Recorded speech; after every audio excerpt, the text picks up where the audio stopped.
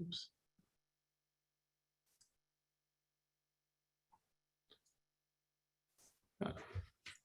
All right, I think we're live. I wanted to start by thanking Pat Giller for that, nice introduction, and also for sponsoring this event, for Medtronic sponsoring the event. Medtronic's been a fantastic partner for us, and they've really been a pioneer in this field. He mentioned the fact that you may not recognize the name itself, but I think most people know about pacemakers, and they've utilized that technology to treat women and men with urinary and fecal incontinence. And they've continued to innovate over the years. The technologies continue to change and improve. And it's really been exciting to see. And we'll talk a little bit more about it later. It's one of the treatments that we utilize to treat urinary and fecal incontinence. But I think one of the most exciting things recently from a standpoint of Interstim has been the fact that the battery has increased in capacity. So now a device that used to be kind of something we'd use more in a short-term manner for a couple of years can now last 15 years. So it's really opened the door in terms of treatment of these conditions, but we'll get into it a little bit more later. I also want to thank all of you for attending. We have a great showing. 133 people right now are logged in, which is amazing. Some of you are current patients, and to you, I say hi again. If we've already met and had some of these conversations before, I hope that by the end of this, it'll be a refresher and you can kind of see what we've done so far and what other options are available for you. If you're new and we haven't met, then I hope this is kind of a nice overview for you about the different things that we can do to treat urinary and fecal incontinence, because there really are a lot of things. 10 years ago, 15 years ago, we didn't have that many options. It was essentially medications, but that's changed. And so we're going to talk about that and go through that. I am going to spend probably a little bit more time on the urinary issues. We're going to have a couple of slides at the end about fecal incontinence, but those will be at the very end. So without further ado, I'm going to go ahead and get started. This problem is not rare. Unfortunately, a lot of people don't talk about it too much. And I think because of that, there's a misperception that we don't have a lot of options, that we're just going to give you a medication or something.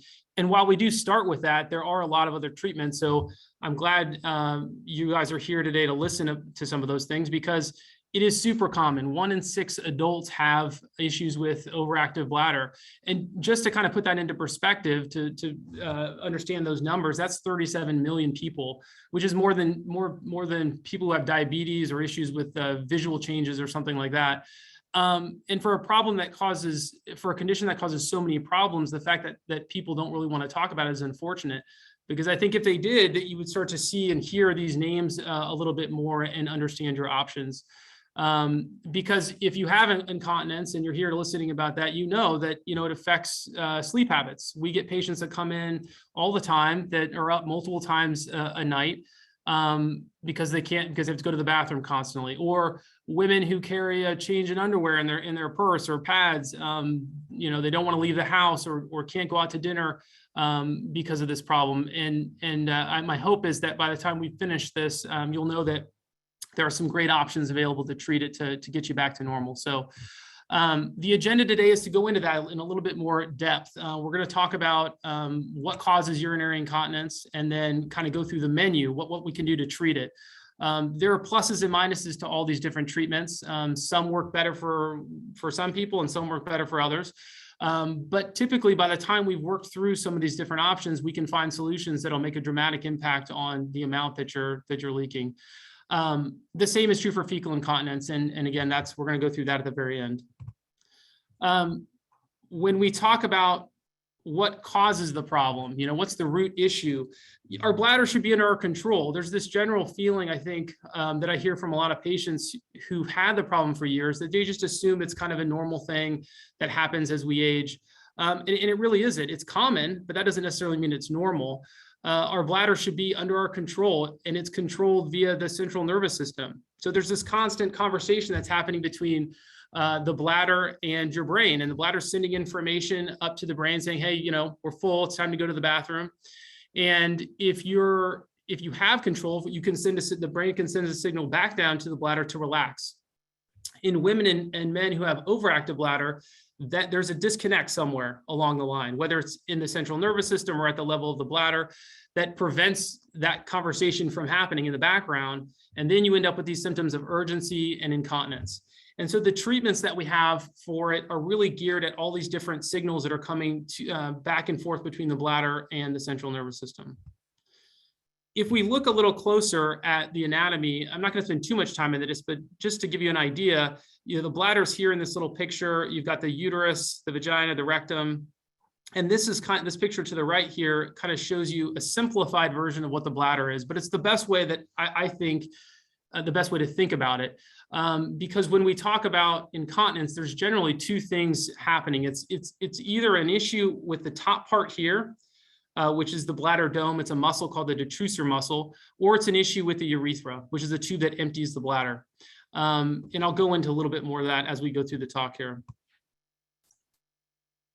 If you have an issue with the problems with the muscles and the nerves, it can lead to difficulty kind of holding the urine in place. And that's where we get things like overactive bladder, incontinence.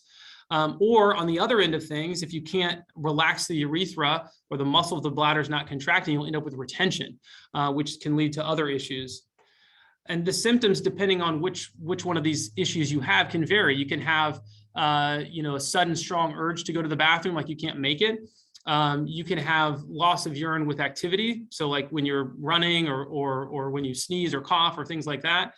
And then if you have a retention issue, that's an issue with basically the muscle of the bladder contracting. It'll lead to straining or this interrupted stream. So part of the workup when you come to see us in our clinic is trying to figure out exactly what is that mechanism. And that's critical because there are a lot of reasons people can leak urine. And unless you know the mechanism, you won't be able to prescribe the correct treatment. And some women will end up getting things like slings when they really have more overactive bladder symptoms, or they'll end up getting a medication when really a surgery is a better option for the type of leakage that they have.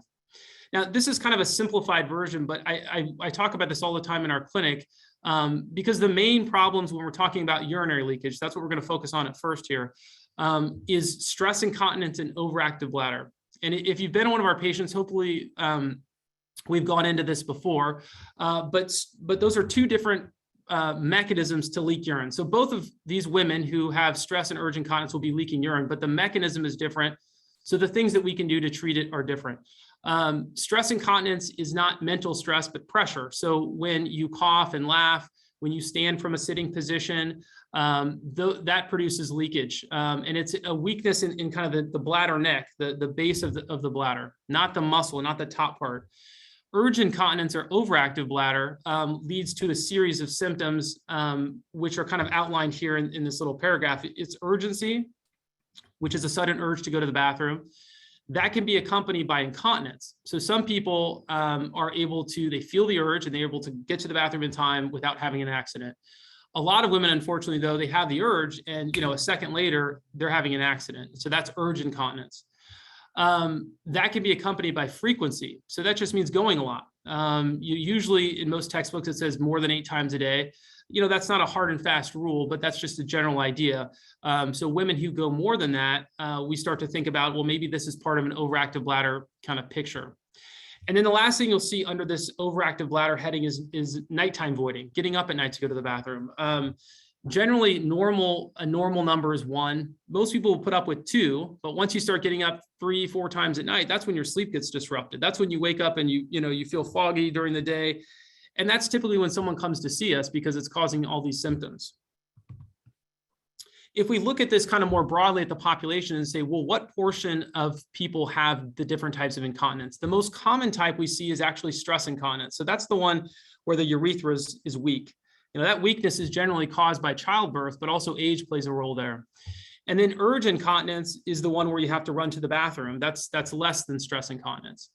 There's a third category that's a combination of the two. And it's not rare. 30% of women who leak urine have both types. But in those women who have both, most of them will be able to tell us, well, yeah, I have both of these things. I hear myself in both of the examples you're giving, but it's mostly this. It's mostly the urgency that I feel, mostly the urgency that leads to leakage. or it's mostly when I exercise that I leak. And so in those women, we focus on the one that's causing the most problem, because if we can treat that and make it better, that's going to have the biggest impact. Again, going back to this picture that I showed a little bit earlier, when we talk about overactive bladder, we're really talking about the top part of the bladder here, the top of the balloon, as I like to think about it. And when we're talking about stress incontinence, we're talking about the urethra. In women who have overactive bladder, this muscle is spasming. It's not in your control, and it should be. And so if we want to stop that woman from leaking urine, prevent the muscle from spasming, we have to relax it. And there's different ways that we can do that. And I'll kind of go through that in a minute. Now, that's in contrast to somebody who has stress incontinence where they leak with activity. In those women, it's actually a weakness in the urethra, so it's not tight enough. So if you want to make that person who has stress incontinence stop leaking urine, you have to make the urethra tighter. So you can see from that example that you can't, if you have mixed incontinence, you can't do both things at the same time, because we're trying to relax the muscle of the bladder to stop overactive bladder leakage. And we're trying to make the urethra tighter in someone with stress incontinence. So you have to pick one or the other, which is fine because, again, most people have a predominance in one or the other. So I've kind of broken this. This is kind of simplifies things, but for anybody listening who's listening and tuning in for incontinence, I want you to think about the type of leakage that you have and try to kind of categorize yourself into one of these two things, because that's usually what we're able to do. And that's what we try to do when you come in to see us, is try to say, is this mostly overactive bladder or stress incontinence? Because as outlined in this treatment pathway, there are different treatment modalities that are targeting those two types of leakage. You can see up in the left-hand corner, I wrote, for women with mixed incontinence, we treat the one that's predominant, the one that's causing the most symptoms. So either stress or urge. But if you just come in with stress incontinence, we're going to go down that pathway on the left. If you come in with mostly overactive bladder, we're going to go down the pathway on the right-hand portion of the screen. So now I'm going to go through each of these pathways. We're going to start with overactive bladder, and then I'm going to switch to stress incontinence at the end. What you'll notice, though, when you look at this little flow chart, is that the first line treatment for both urge and stress incontinence are these kind of conservative therapies. These are things that they're not surgeries, they're not medications, they're kind of things that you can do on your own. Behavioral changes and physical therapy. So what do I mean when I say behavioral changes? Well, I'm talking about, and this again is in the context of overactive bladder, so urgency type leakage. We talk about timed voids. That just means instead of waiting till your bladder is completely full, you set you set your watch to every 2 hours or something like that, and you go void, whether you feel like you have to or not. The goal there is to try to keep the capacity down so that you're not having as many episodes of urgency or incontinence. And that's kind of part of this idea of bladder retraining. In some people, we can actually set the clock back a little bit, and then you start to extend it. You start to go, maybe every 1 hour and a half, and then every 2 hours, and pretty soon you can kind of get to normal. Now that might work with someone who has milder leakage, but if you're using 6 pads a day, doing bladder retraining is probably not going to be sufficient for you. Other things that we do under this behavioral modifications is avoiding things like bladder irritants. It's caffeine, alcohol, artificial sweeteners, things like that. Again, if you're drinking a little cup of coffee a day, that's not the primary trigger for your problem. But if you're drinking, 3 Starbucks a day, that might be something we want to focus on. And then volume. Some people have this idea that you have to drink 8 cups or 8 glasses of water a day, or you drink a certain volume a day. And for the most part, that's not actually accurate, or at least medically necessary. And so sometimes if we cut back the volume, that can decrease some of the urgency episodes that you have. And then the other issue here, the other kind of behavioral changes is Kegels. Most women know how to do Kegels, or at least have heard of them, but a lot of times we'll send people to physical therapists. Those are physical therapists that specialize in pelvic floor physical therapy to help you better learn how to control the muscles. It's not meant to be a treatment in and of itself. You're supposed to kind of learn how to do it with the help of a professional, and then you go home and you practice it on your own to make those muscles stronger. And then there's also data to show that weight loss, an 8% loss of weight, can lead to a 40% reduction in some of those symptoms. So that can play a factor too. Now, these are all things that you could do on your own. They don't really require us. So we give you handouts when you come to our office and kind of review these things with you. Physical therapy, as I mentioned, is kind of doing Kegels, doing Kegels with somebody. And the reason that matters is, when we see patients, new patients in our clinic, we always check the muscles, the pelvic floor muscles. A lot of women have weakness in the muscles, but also a lot of women actually don't know where those muscles are just in terms of sensation. A lot of women will push instead of squeeze the muscles. Or when we ask them to do a Kegel, they'll squeeze their buttocks muscles. So that's where physical therapy is so important, because they'll provide you feedback and help you target those muscles a little bit better. So before you go home and start spending all this time doing what you think are Kegels, you actually have some help and someone to make sure that you're doing them correctly. Okay, so that's first line. Now we're going to move into the second line, and I have them split up here as like distinct things, but in our practice, we actually do these things simultaneously. So if you come to our practice with overactive bladder predominant symptoms, we're going to talk about behavioral changes, physical therapy, and medication at the same time. And the reason is studies have shown that when you do these things together, the outcomes are better. You get the results quicker. And frankly, people don't want to spend months and months trying things. They want to kind of get some results, and that's why we do these things together. So medications can be given in different ways. There's pills, there's patches that you can stick on your arm, and there's also a cream version that you can use. And I have listed here just some of the medicines. This isn't the full list, but these are some of the names. You may recognize these. There's ads on TVs and in magazines for them. They have very common side effects, which are dry eyes, dry mouth, and constipation. Not everybody gets those side effects, so I still think it's worth trying them, but they are common, which really led to an advancement in 2012 of a new series of medications. Excuse me. They work on a different receptor, so they don't have the same side effects. I'd say the only real downside to them is cost. Because they're newer, they tend to be a little bit more expensive, but we definitely try these medicines too. Now, the nice thing about the medicines is that they do actually work pretty well, especially initially. Some studies have shown a 70 to 80% decrease in incontinence episodes when you try these medicines. Those outcomes improve when you combine it with physical therapy. And so again, that's why we add that to the new patient visit where we'll do these things together. It's not a massive difference, but 10 to 15% improvement when you add physical therapy together. And that's particularly true if someone has weak pelvic floor muscles. Unfortunately, though, there's a high discontinuation rate of the medications, and this is driven by multiple factors. One, I think the most common is side effects. It's great if you're not leaking as much, but if you're so dry or you trade that for a whole new problem like constipation, the tolerance for that is pretty low, and people stop taking the medicine. And the data on this is actually kind of a little disheartening to me because we talk about these different medicines and the side effects with people. But there's still a really high discontinuation rate, 75% at 12 months in one study, and up to 50% of women don't refill the prescriptions. I try to talk about the fact that there are third-line therapies, but I think sometimes that gets lost in the mix. I hope that some of the people listening today are patients that we've tried medications before, because the next section that we're going to talk about are these third-line options. These are things that are not medications.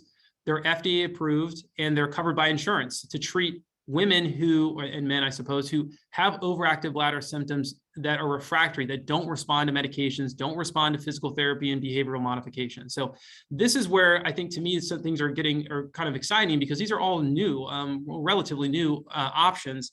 Interstim's kind of been around the longest of these three, but PTNM and Botox are new to the field, and they have provided more options for people. So I'm going to go down into each of these. They all, in my perspective, have benefits and drawbacks.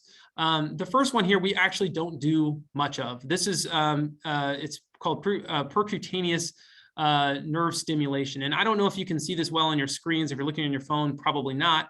But you'll see this little device connected to the foot, and it's going into a little acupuncture needle in the ankle. It's going right next to a nerve called the tibial nerve, and this nerve goes up the leg into the pelvic floor near the nerves that helps control the bladder. So what we're trying to do is modulate the signals coming to the bladder via this peripheral nerve. To do that, you come into the office once a week for 12 weeks. You sit in a chair. we put this little lead in and it sends a signal essentially through that nerve. I've done it to myself. It doesn't hurt at all. But, it is kind of time consuming. Once the 12 weeks is up, then you do kind of a maintenance dose moving forward from there. And I think that's kind of the biggest thing for most people. And the reason why we don't do too much of it is because of the time. 30 minutes a week for 12 weeks is a lot to ask for anybody. But it is an option. The benefit, and I think there's a benefit here, is it's pretty easy to do. There's no surgery involved. It doesn't hurt, so it is an option.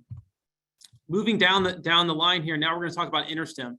This is the device that Medtronic makes, the company that's hosting this event, and it's been around for a very long time, but it's changed a lot, and it's become, I think, to me, much more of an exciting option for people. For those you don't know, it's done in steps. It's basically stimulating the nerves in the pelvic floor and adjusting or modulating the signaling going to the bladder via the nervous system. You basically start with a test. So you don't sign up to implant the device. We start with a test. The test is done here in the office. You come in, you lay on your tummy. We put a little lead in above the buttocks near the nerve that innervates the bladder. I think this next picture will show it. It says here, say yes to the test. And it's nice because you can kind of walk away from this for this procedure, meaning you're not really committing to anything. It gives you a chance to see, does it work for you? You'll see here, there's a little, I don't know again if you can see it, but there's a little strap around this patient's waist. This is connected to the lead that's been put in. The lead is put in our practice, we do it in the office. You can also do it in a surgery center, but it's not painful. So it's easy to do in the office. You put it in, it takes about 10 minutes, and then you go home with it and you test it. And during that test, we're kind of monitoring your symptoms to see, does the urgency get better? Does the frequency get better? Do you sleep through the night without having to get up as much? And depending on how you respond to the device, that determines basically whether or not you're a candidate for the actual implantation of the neurostimulator. A good candidate has to have a good response. And so if we see a decrease in those symptoms, then you're a candidate. And if you are, then we would go to the surgery center. The procedure itself takes probably about 15 minutes. And you make a very small incision above the buttocks and you put the neurostimulator in. The exciting thing about it is the response. So you'll see here, this kind of gives you some of the highlights. Has a high patient satisfaction, a massive improvement in quality of life. And again, because you're not using medications, where medications have all these side effects that we've kind of talked about before, the improvement, I think, is the overall improvement is considered better by, I think, most patients. So these are just a list of some of the questions that kind of come up with regards to Interstim. And I think hopefully you can kind of read some of these. I'll go through a few of them. How long does it last? This to me is actually one of the most exciting things because up until recently, the battery was about a 3 to 5 year battery, which is still good. But they just came out with a new device that lasts up to 15 years, depending on the setting. So that's really exciting because that almost makes it more of a kind of a permanent solution versus some of the other options that we have. And I'm going to talk about Botox here in a minute. Botox is great too, but it's something that requires, repetitive treatments. It does none of these things, by the way, and I should say this, for those of you who are wondering, these don't cure the problem. Unfortunately, this is a chronic condition in most cases. And so what we're trying to do is control the symptoms. If you were to turn the device off or something, of course, your symptoms would probably recur. As far as how does it feel, most patients kind of report a fluttering sensation in the bicycle seat area. It shouldn't hurt. And you don't necessarily have to feel anything. The key is that it's decreasing your symptoms because it's constantly sending signals via the nerves to the bladder. And then again, I think I've already mentioned this, it is covered by insurance. And I guess this is another thing I should mention too, for those of you who haven't heard about Interstim before, there was an issue with MRI compatibility. So, a lot of people have issues maybe with back pain or central nervous system issues requiring MRIs. We couldn't do that a couple of years ago. We couldn't put one of these in and do an MRI. So now those are all MRI compatible and that's not an issue anymore. And then I put this slide in. This is not our primary conversation point, but I did want to mention this because another common issue is retention, the inability to go to the bathroom. And that can be caused by different things, but that has its own set of symptoms. And so when someone comes in with that issue, of course, we evaluate the anatomy, make sure there's nothing obstructing the urethra like prolapse or something. But assuming it isn't, Interstim is also FDA approved for the treatment of non-obstructive urinary retention. Okay, so now I'm going to kind of switch gears again. We're going to talk about stress incontinence. So, oh, sorry, one more thing, Botox. I missed that one. So this is a third option to treat overactive bladder for patients who don't respond to medications or behavioral changes. So this is a medication. I think everybody's heard of Botox. It's usually used in the context of cosmetic, facial plastics.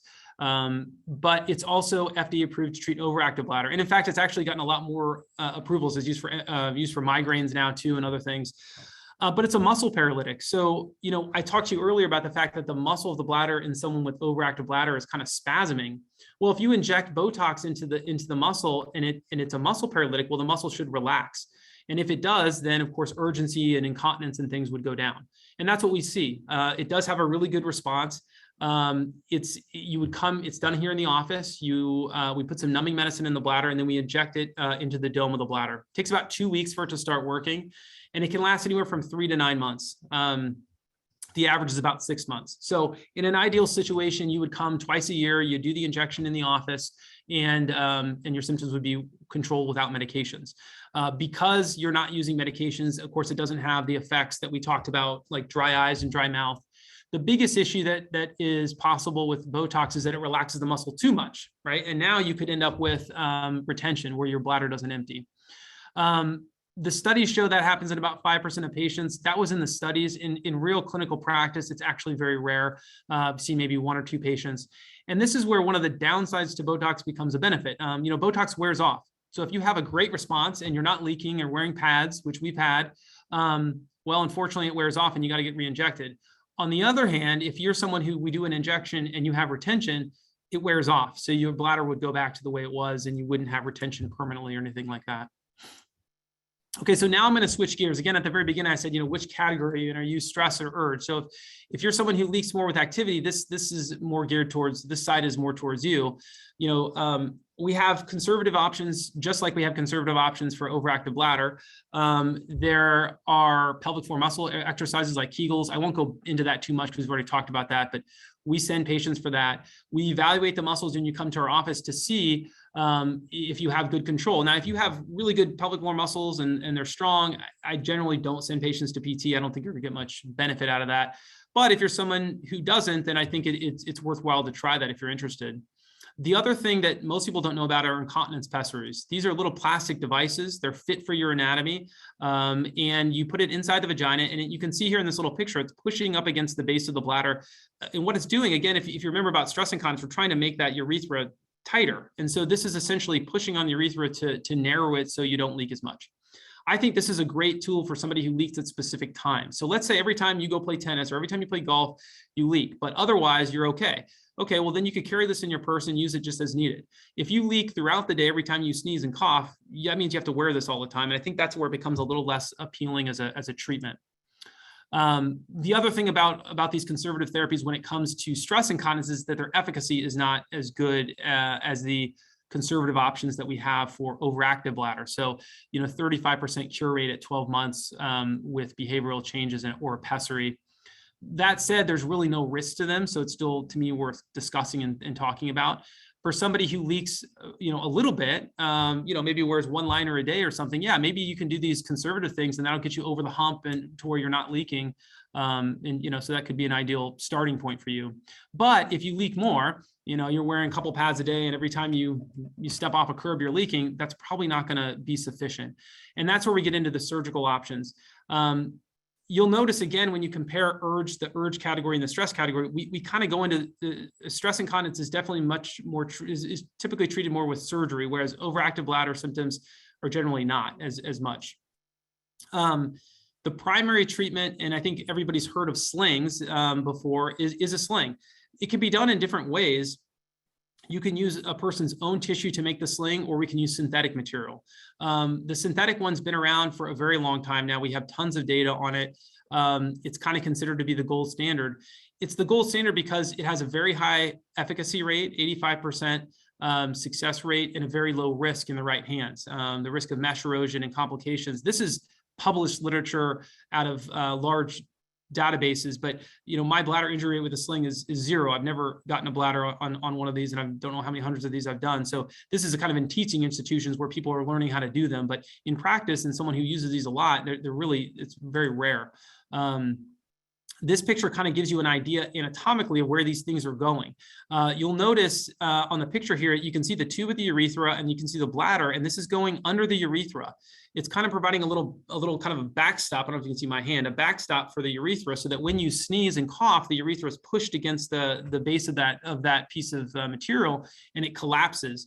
And when it does, you don't leak, or you shouldn't as much. You can put them in different ways. The efficacy rate for the different types is shown in most studies to be similar. And I put this in here too, just to kind of, I think, most people have heard of the use of mesh in this area, and it's kind of gotten a bad rap. There's been a lot of lawsuits regarding the use of mesh. But what most people don't know is that the mesh is usually related to prolapse. So it's mesh used to lift the walls of the vagina up. And we're not really talking about that today, but that's what it's usually related to. And it actually does have high risk in that context. But when we use it for incontinence, it's very effective and it's very low risk. So much so that the FDA came out with a statement in 2013, essentially confirming what all the data has shown us regarding the use of these things. And it's the standard of care, and that's been published by multiple large organizations. The other option under the stress incontinence banner is urethral bulking. So that's where you take a needle and you inject some material into the tube of the urethra to narrow it. And when you narrow a tube, the pressure is going up and hopefully the leakage is going down.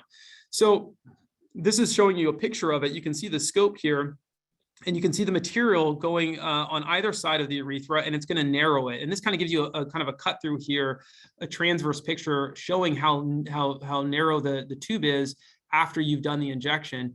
And this is just increasing pressure so that you can decrease leakage. If you compare this to a sling, the nice thing about it is you're not making an incision. You're just injecting something. So I don't really consider it it's like a procedure, not a surgery so much. And so there's really no recovery time. That's the nice thing about it. The problem with it is when you look at it relative to a sling, it doesn't work as well. And these are also done in these bulking things are also tend to be done in the surgery center. So if you're going to go to a surgery center to do a procedure to stop you from leaking when you sneeze and cough, it's hard to argue against a sling when the efficacy rate is so much better and the data is so much better for it. So we do these, but not as much as slings because of that. But it is an option. So that's kind of the end of the conversation from my perspective for leakage of urine. It's a quick run through, hopefully gives you an idea of some of the things that we can do. And there are a lot of options, but the key takeaway I think is, which leakage do you have and what, if anything, have you tried? And hopefully then you can kind of see where you are along that treatment pathway and see what other options are available. I think I have 2 or 3 slides about fecal incontinence. Fecal incontinence can occur in an urgency or passively. So you can feel that there's going to be an accident and then not make it, or you could just have an accident and not even know it happened. And much like bladder function, bowel function is controlled via peripheral and central nerves. So your rectum has tons of fibers in it, and it's constantly telling you what's going on, and it's feeding that information to the central nervous system. And the computer upstairs is supposed to tell you, when and how to control it. So when you're out at dinner, you're supposed to be able to hold it, and if you're in the bathroom, you should be okay. Well, women and men who have fecal incontinence, usually there's some disruption going on there, either anatomically at the level of the rectum or via the central nervous system. So like with bladder symptoms, we have some conservative stuff we can always do. You can avoid certain foods, like high fatty foods can lead to loose stool, which are harder to hold in. Women with weak pelvic floor muscles, you can strengthen, just Kegels again, to control control bowel function. And then there's some medications. Sometimes something as simple as fiber supplementation, like Metamucil or Citracel, is enough to bulk the stool to the point where the person doesn't leak anymore. You can also do something like loperamide, which helps kind of solidify the stool a little bit, so it's easier to hold.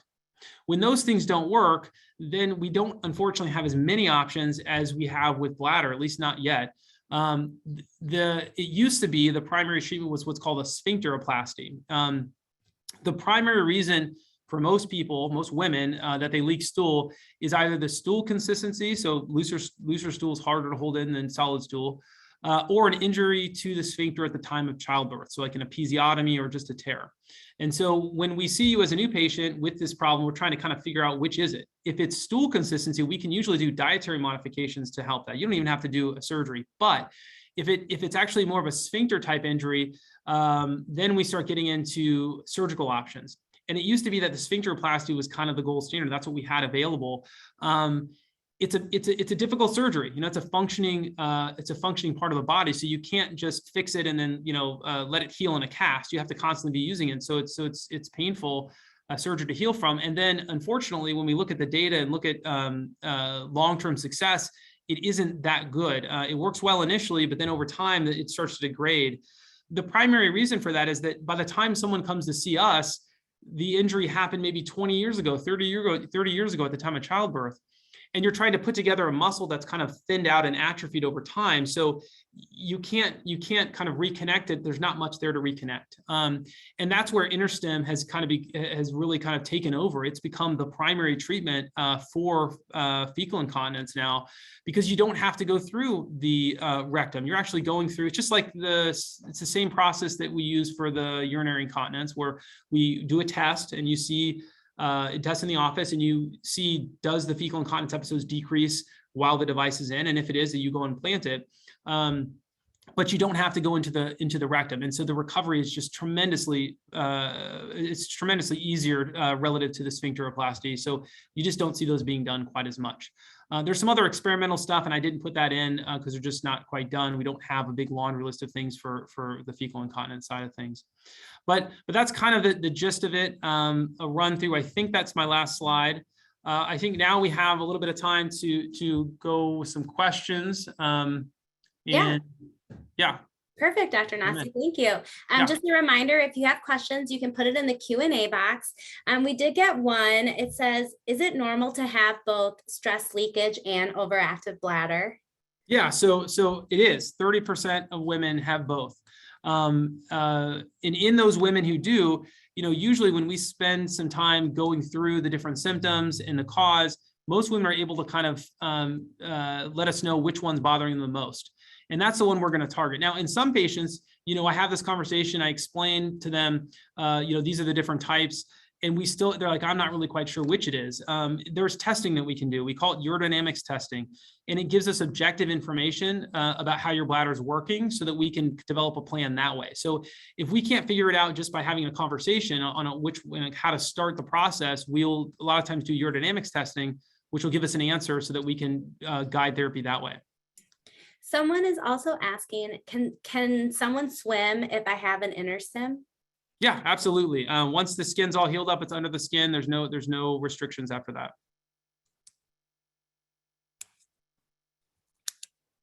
And then we have another one asking, can you do both procedures for urinary? I'm not sure which both procedures they're talking about.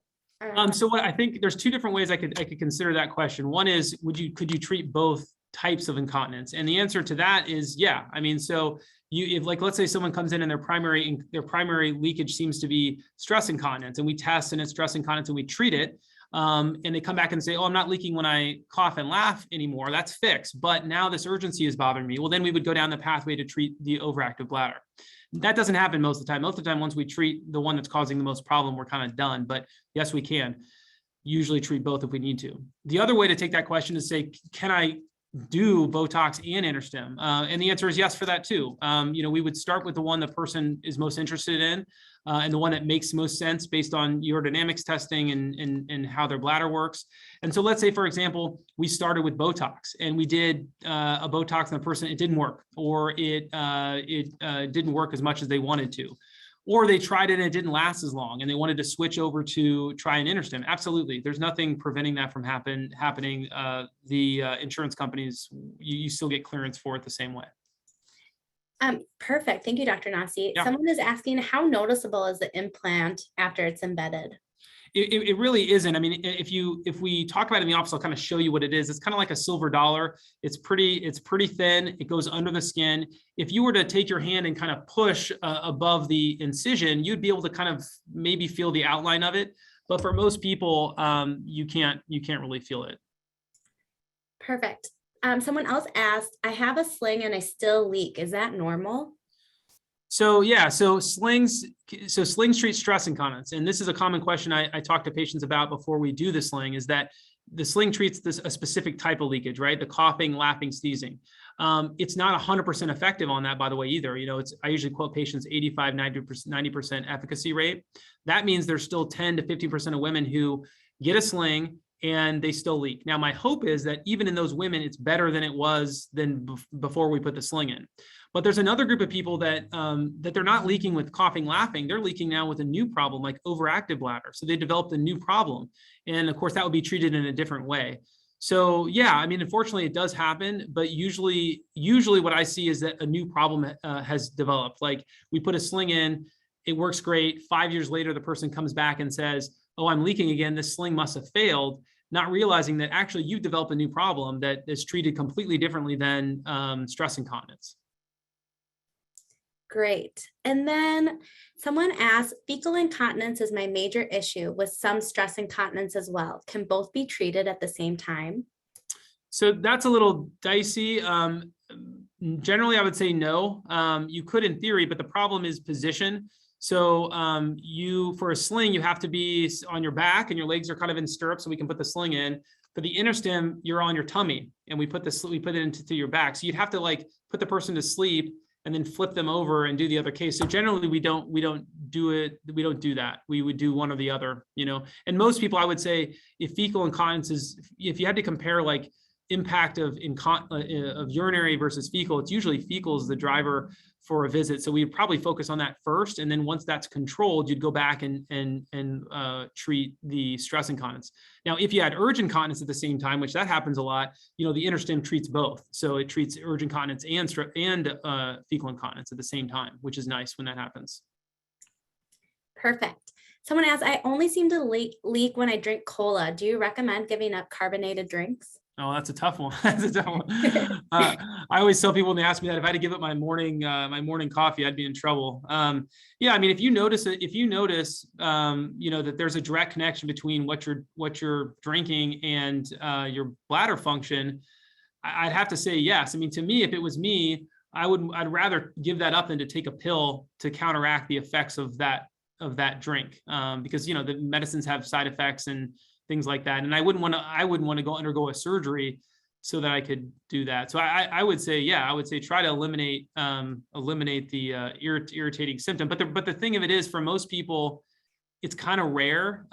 Occasionally someone will come in and they'll say, yeah, I drink a little bit of Coke, and then I'll kind of ask them to define it. And they give me like 3 of these 16-ounce bottles a day. I'm like, well, yeah, you got to cut back on that. But someone who drinks like a 12-ounce can, I mean, that's not causing like throughout the day symptoms. It's generally doesn't cause enough irritation to do that. Great. And then someone's asking regarding the programming. I'm having trouble with urgency on my Interstim. How do I know which program to change to? So it's all about symptoms. So what we do is, your programmer has the computer underneath the skin is set up with a bunch of programs. They work differently for each person. So we start with, if you start with program 1, you start at a low setting, the amplitude, and we kind of slowly ratchet it up until your symptoms are controlled or it's uncomfortable. So let's say you're on program 1 and you get to 5 and you feel like a buzzing and it's uncomfortable. And your symptoms aren't controlled, we would then switch to program number 2. Same process. You'd start low and kind of increase back up. The hope is that at some point we find one of the programs that works. The decision to change the program is based on whether or not it's working or not. Now, you can actually reprogram the computer underneath the skin too. So when you wake up from the implantation, it's already set up with a couple programs that you can rotate through. But if those don't work, we can actually change them. We can actually have those changed. Perfect. And then, do men have this problem? Yeah. So it's men and for overactive bladder, it's men and women. Both have those problems. Men don't really get stress incontinence. The incontinence they get is usually related to prosthetic hypertrophy and retention. So it's a little bit different. They have their own problems, but not exactly. They don't tend to get stress incontinence like women do. And of course, fecal incontinence, yeah, men can get that too. But one of the primary drivers for fecal incontinence is childbirth. Actually, for a lot of these problems is childbirth. So I guess we get off lucky for that. Then Dr. Nasi, someone's asking about Medtronic. They say Medtronic worked for me. Medtronic, worked for me in the past, but I had to give it up because of the cost. Do you see that changing? I'm sorry. So wait, so say that last part again. So it was cost, it was too expensive. And do I see what changing the cost? I'm assuming the cost, or maybe there's next steps that they could be doing. Oh yeah. So, I mean, that happens a lot. We see a lot, like someone will start a medicine. It works fantastic for like 2 years. And then all of a sudden out of nowhere, it stops working, or the insurance company changes changes what's on their formulary. And all of a sudden something that was $20 a month, it becomes, $150 a month. Well, in that scenario, we can switch the medicine. We also sometimes send patients to Canada, unfortunately. There's a lab. I don't know if I can theoretically endorse that, but we do that sometimes where you can get it shipped in at a better rate in that way. But there's a lot of different medicines that are available. So a lot of times we can switch the med, but I've had some patients, unfortunately, that's where we are now in medicine, where we've tried medicines and one will work, but it's so expensive that we end up switching into a third line option like Interstim, which again is covered and lasts, 15 years. So they don't have to, they can actually get access to treatment, which kind of stinks, but. Someone's asking regarding a sling. If you lose weight and get the sling and you gain your weight back, will the sling need to be done again? No, not necessarily. I've actually done studies looking at women who've had a sling and then get pregnant and deliver, and they don't see a decrease in efficacy. What I would be worried about in that scenario, let's say you lost weight, we put a sling in and then you gain the weight, I'd be worried that maybe the pressure could increase there, where you could end up with some retention issues. I don't know that it would fail. I don't think it would increase your risk of leaking with coughing, laughing more necessarily. And then do you get more UTIs with incontinence? So incontinence can be a marker for a UTI. So a lot of women who come in to see us, they'll, especially elderly patients, when you're younger, the symptom of a UTI is burning, frequency, urgency, sometimes incontinence, but nerve function changes with age. And so a lot of times the burning sensation goes away with UTIs. And what you're left with is actually frequency, urgency, and incontinence. So one of the first things that we do when someone comes to our office as a new patient is with bladder symptoms is we check your bladder. We check to see, is it emptying and is there an infection there? Because if there's an infection, we treat that first. And in some patients, you treat it and their incontinence goes away. And of course, if that's the case, we're not giving you pills or anything. We're not talking about any of this stuff. This would be just for somebody with overactive bladder, which is different than UTIs.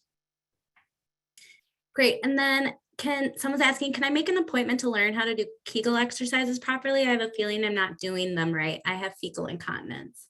Yeah, so we do that here in the office, but we can also send you out somewhere to do that too. There's places all around town that we have, relationships with. Just like with my field, there are physical therapists that kind of do some of this stuff, but don't have any necessarily specific training to do it. So we know the different places around town that kind of specialize in these things, and we send patients out all the time. So if you're a current patient and we've talked before, you just call in and say, hey, can I get that referral that they talked about? And we will send one out for you. No problem. If you're not a patient of ours, then we would see you first, evaluate you, make sure that that's something that makes sense for you. Some patients come in and their muscles are great. There's no weakness there. And I would still be willing to send it, but I would, I'd say you might not get what you think you're going to get out of that. Perfect. Yes, that was the last question. If you're taking new patients, and it seems like you answered that. Oh yeah, for sure. These are all good questions, by the way. These kind of questions come up all the time. Yeah, well, perfect, Dr. Nasty. We have one more. Okay, I get a lot of infection due to my fecal and vaginal protruding. What can be done for that? So I think you're talking about prolapse, protruding. I assume you're talking about maybe vaginal prolapse or rectal prolapse. Those are all things that we can treat. We didn't really touch on that today, but that's kind of one of the primary things that we treat here. There are non-surgical and surgical ways to manage that. So you can use something like a pessary, which is a little plastic device to lift things up inside. I guess it depends on, there's a lot of questions in that. Prolapse can sometimes increase the risk of UTIs, but sometimes it's not the driver for it at all. And that's part of the evaluation. Now, fecal incontinence, on the other hand, yeah, if you're having, pretty consistent episodes of fecal incontinence, it's hard to keep that area clean, then you can get colonized by bad bacteria. So we'd want to focus on how can we decrease the incontinence. So that's part of an evaluation. We want to see what's causing it. We treat it. If your UTIs go away, then we're done. If not, there's other things that we can do too. Lastly, I had one more question regarding, what if you're older? Would an Interstim system work for you? Oh yeah. Yeah. I mean, it's the same evaluation. We just put one in. She was maybe 80 something, 85, and she's doing great. I just saw her actually as a follow up this week. She's about 4 weeks out from it, and she's really happy with it. Worked great. Great. Thank you, Dr. Nasi. Yeah. We have some requests for future webinars, so I'll make sure to Oh yeah, put on to you on fantastic. different topics. But Pat, do you want to? Well, I just want to say thanks again, everybody, for joining this evening. I really appreciate the showing, and if you have any questions, feel free to reach out to us. Okay, so I'm gonna pass it off to Pat here. Thank you, Dr. Nasi, for hosting this event with us tonight. It was extremely informative. We're very grateful for your time. Thank you to all of you for joining us. Please jot down the phone number for Dr. Nasi's office so that we can schedule an appointment. Much of what was discussed tonight is relevant to so many of you, but each of you are very unique in your own situation. So it's also beneficial to make an appointment at your own convenience. And if you don't mind, also please fill out the anonymous survey once the event concludes. It will appear on your screen and it will be emailed to you as well. Thank you again for your time and good night.